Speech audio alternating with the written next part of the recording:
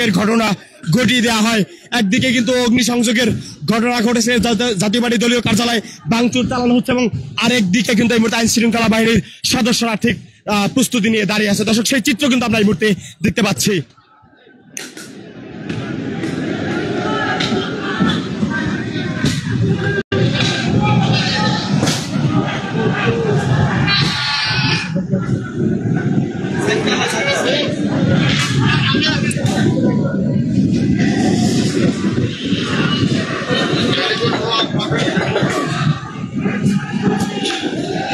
দর্শক, আমরা কিন্তু এই মুহূর্তে দেখতে পাচ্ছি জাতীয় পার্টির কার্যালয়ে যেই দলীয় ব্যানার সহ যে সকল স্থাপনাগুলো ছিল, সেই সকল স্থাপনাগুলো কিন্তু এই মুহূর্তে সম্পূর্ণভাবে গুড়িয়ে দেওয়া হয়েছে, এবং আরেক দিকে কিন্তু এই মুহূর্তে আইন শৃঙ্খলা বাহিনীর সদস্যরা ঠিক অবস্থান নিয়ে দাঁড়াচ্ছে।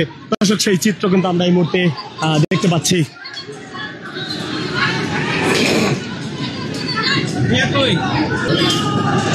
ক্যামেরা ভেতরে ভাই।